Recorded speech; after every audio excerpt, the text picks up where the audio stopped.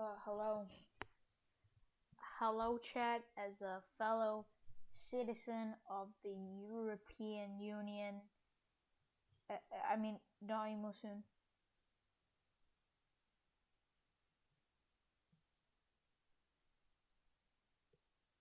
Um, I will be reading all of Obama's speeches.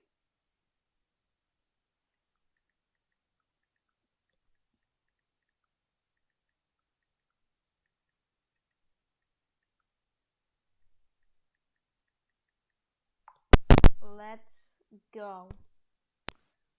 I will start reading all of Obama's speeches. And here we go.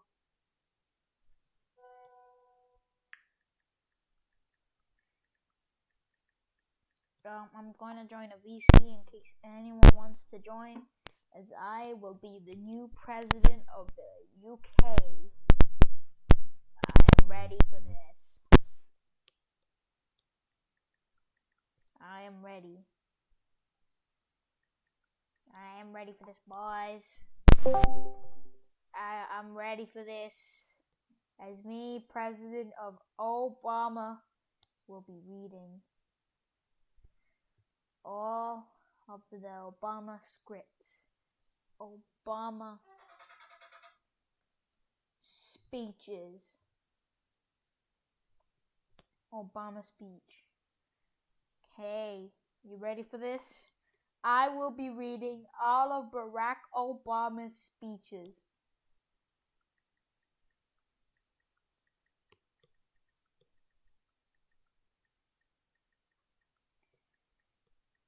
You ready for this, boys? You ready for this, boys? You ready for this, boys? I'm about to read Barack Obama speeches. Barack Obama speeches. I am absolutely ready. Let's go. My fellow citizens, I stand here today, humbled by the task before us, grateful for the trust you have bestowed, mindful of sacrifices you have borne by our ancestors. I thank President Bush to his service to our nation, as well as the generosity and cooperation he has shown throughout this transition. 44 Americans have now taken presidential oath.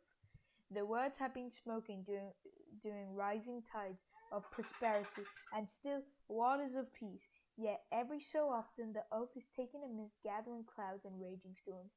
At these moments, America has carried on simply as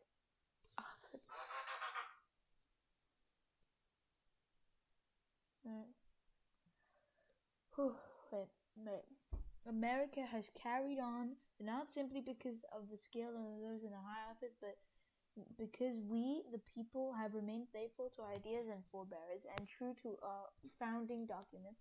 So it has been. So it must be with this generation of Americans. So we are amidst a crisis. That we are amidst a crisis is now well understood.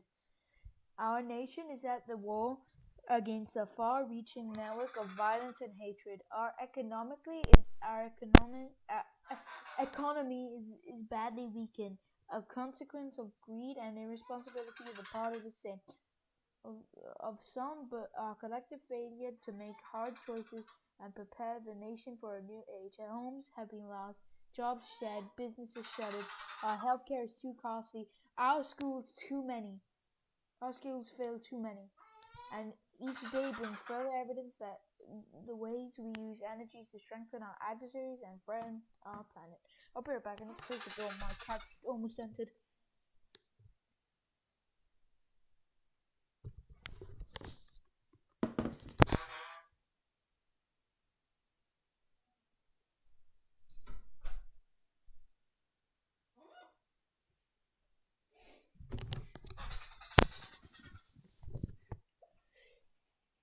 These are indicators of crisis, less measurable but no less profound as is the sapping of confidence across our land, and nagging fear of that America's decline is inevitable, and the next generation must lower its sights. Today, I say to you that the challenges we face are real. They are serious and they are to many. They will not be met easily or in a short span of time. But know this, America, they will be met. On this day, we gather because we have chosen hope over fear, unity of purpose over conflict and discord. I'm gonna delete Discord now. Anyways, on this day, we have come to proclaim an end to the petty grievances and false promises, the recriminations and worn-out dogmas that for far too long have strangled our politics. We remain a young nation, but in the words of Scripture, the time has come to set aside childish things. The time has come to reaffirm our enduring spirit, to choose our better history, to carry forth for the precious gift that noble idea passed from our generation to generation. The God-given promise that all are equal, all are free, and all deserve a chance to pursue their full measure of happiness. In reaffirming the greatness of our country, I'm getting cold or something. In reaffirming the greatness of our nation, we understand that greatness is never a given. It must be earned. Our journey has never been one of the shortcuts or settling for less. It has not been the path for the faint-hearted, for those who prefer leisure over work or seek only the pleasures and riches and fame. Rather, it has been the risk-takers, the doers, and the making of things. The some are celebrated, but more often men and women obscure in their labor, who carries us up the long, rugged path towards liberty and freedom. I had a big cup of coffee, so it'll be fine. For us, they pack up their few worldly possessions and travel across the oceans. I'm getting cold. What?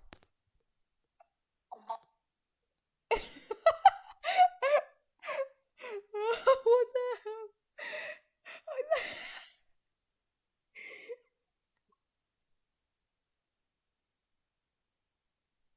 What the hell? What the hell? Buzzard and did the lash of a whip and fly for the heart of. For us, they fought and died in places like Concord and Gettysburg. Time and time again, these men and women struggled and sacrificed and worked till their hands were raw so that we might live a better life.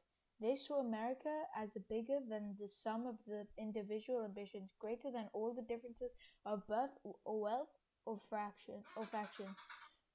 This is a journey we continue today. We remain the most prosperous, powerful nation on earth. Our workers have no less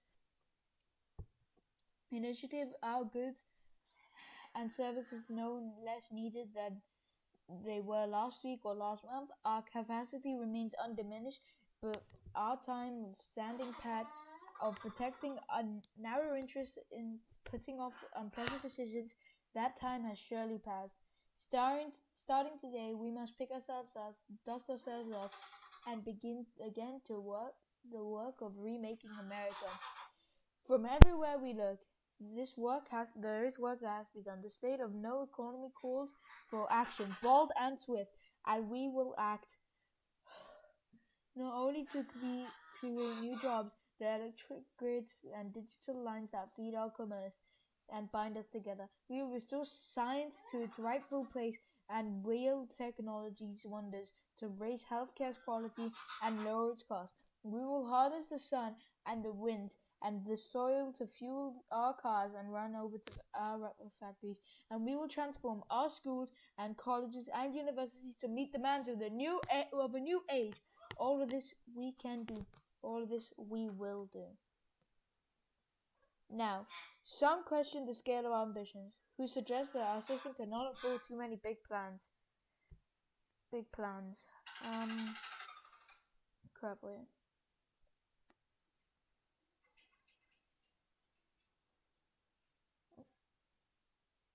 Hello, A-Kid.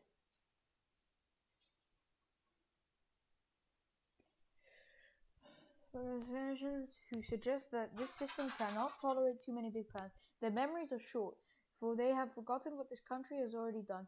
What free men and women can achieve, their imagination is joined to common purpose and necessity to courage. Wait, not too long. This isn't gonna go for too long. I just need to read this page. I need to look at how Google translates this. Wait. What?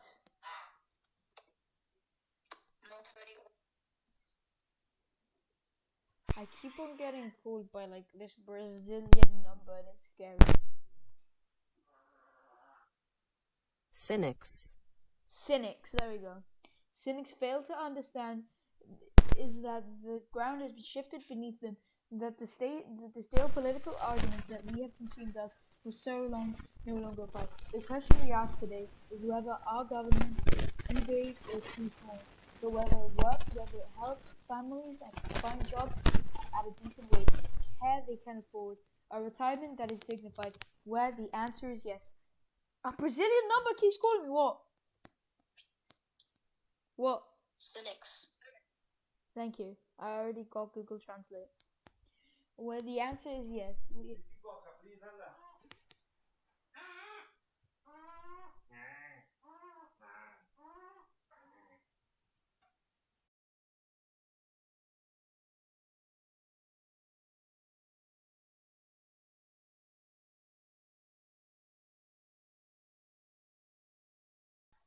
I'm back. Sorry. Where was I? That we could afford a retirement. The answer is yes. We intend to move forward, but the answer is no.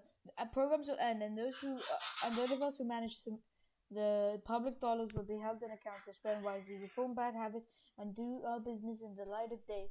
Because only then can we restore the vital trust between people, people, and the government. Nor is the question before us whether the market is a force for good or ill. Its power to generate wealth and expand freedom is unmatched. But this crisis has reminded us that without a watchful eye, the market can spin out of control, and a nation cannot prosper long when it favors only the prosperous. And the success of our economy has depended not just on the size of the gross domestic product, but on the reach of our prosperity, on the ability to extend opportunity to every willing heart, not out of charity, but because it's surest route to our common good.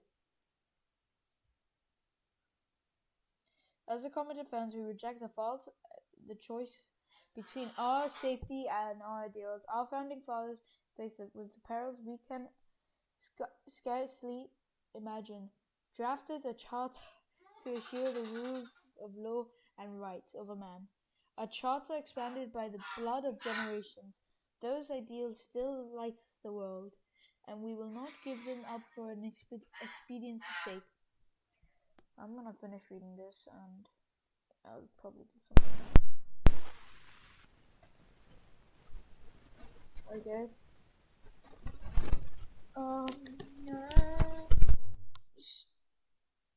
What?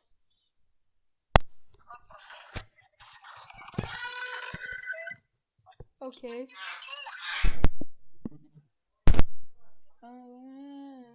Still to imagine.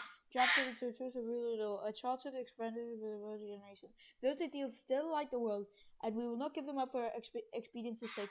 And so, to all other peoples and governments watching today, from the grandest capitals and to the smallest village where my father was born, know that America is a friend of each nation and every man, woman, and child who seeks a future peace and dignity, and we are ready to lead once more. We call earlier generations face down fascism and communism, not just missiles and tanks, but with sturdy alliances and enduring convictions. They understood that our power alone cannot protect us, nor does it entitle us to do as we please. Instead, we knew that our power grows through prudent use. Our security emanates from justness of our cause. The force of our example. tempering qualities of humility and restraint. We are the keepers of legacy, guided by the principles once more. We can meet new threats of greater demand and greater effort. Greater demand and greater effort, even greater cooperation and understanding between nations. We will begin to responsibly leave Iraq to its people and forge a hard-earned peace in Afghanistan with old friends and former foes. We'll work tirelessly to lessen the nuclear threat and roll back to the specter of a warming planet. We will not apologize for our way of life, nor we will waver in its defense. No, and for those who seek to advance their aims by inducing terror and slaughtering the innocents, we say to you now that our spirit is stronger and cannot be broken. You cannot outlast us. We will defeat you. From what we know, patrick heritage is a strength, not a weakness. We are a nation of Christians, Muslims, Jews, and Hindus, and non-believers. We are shaped by the language and culture drawn from every end of this earth, and because we have tasted a bitter swill of a civil war and segregation, and emerged from a dark chapter stronger and what and more united, we cannot help but believe that the old hatreds shall someday pass, that lines of the tribal shall soon dissolve, that as the world grows smaller, a common humanity shall reveal itself, and that America must play its role in ushering in a new era of peace. The Muslim world, to the Muslim world, we seek a new way forward based on our mutual interest and mutual respect. To the leaders around the globe who seek to sow conflict or blame the society's ills on the West, know that your people will judge you on what you can build or not what you to destroy. To those who cling to power through corruption and deceit and the silencing of dissent, know that you are on the wrong side of history, but that we will extend a hand if you are willing to unclench your fist. To the people of First Nations, we pledge to work alongside you to make your farms flourish and let clean waters flow, to nourish starved bodies and feed your hungry minds. And to those nations like ours that enjoy relative plenty, we say that we can no longer afford indifference to the suffering outside our borders. Nor can we consume the world's resources without regard to its effect. For the world has changed, and we must change with it. And we consider the road that unfolds before us. And we consider the world that unfolds before us. We remember the humble gratitude of Americans. At this very hour, patrol far off deserts and distant mountains. They have something to tell us. Just as the fallen heroes who lie in Arlington whisper through the ages, we honor them not only because they were guardians of liberty, but because they embody the spirit of service, a willingness to find meaning in something greater than themselves. And yet, at this moment, a moment that will define a generation, it is precisely the spirit that must inhabit us all. For as much as the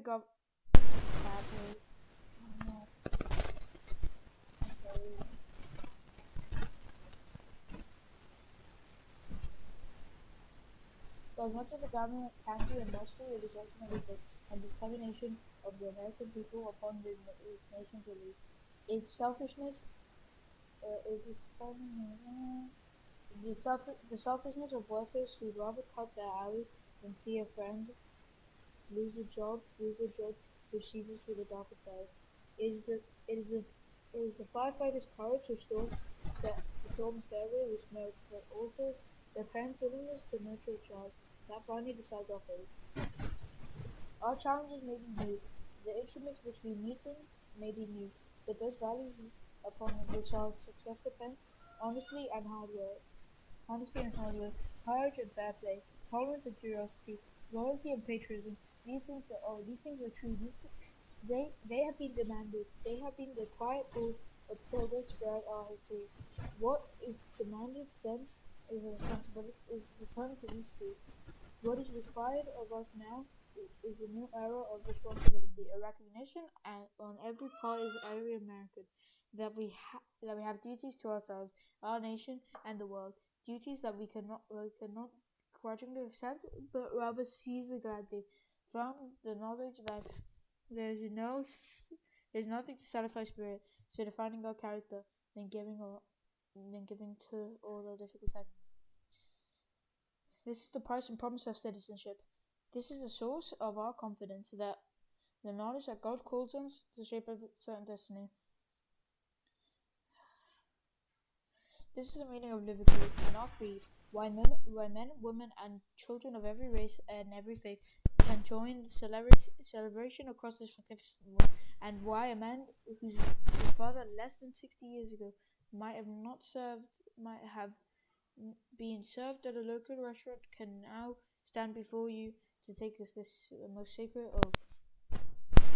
So let us mark this day with remembrance of who we are and how far we have traveled. In the year of America's birth, in the coldest of months, a small band of patriots, heralded by dying campfires of the shore of an icy river. The capital was abandoned. The enemy was advancing. The snow was stained with blood. At a moment when the outcome of our revolution was most in doubt, the father of our nation ordered these words to be read aloud. Let it be told to the future world that in the depth of winter, when nothing more but hope could survive, that the city and the country, alarmed at one common danger, came forth to meet it. America, in its face of common dangers, in this winter of our hardship, let us remember these timeless words with hope and virtue. Let us brave once more its icy currents, and we endure what storms may come. Let it be said that our children's children, that when we were tested, we refused to let this journey end. That we did not turn back, nor did we falter, and our eyes fixed on the horizon, and God's graced us. We carried forth the great gift of freedom and delivered it safely to the future generation. Thank you. God bless you, and God bless the United States of America. I hate this. I hate my eyes. Oh crap, wait. I shouldn't be reading Obama's speeches. I've got an English test soon. I'm gonna end the stream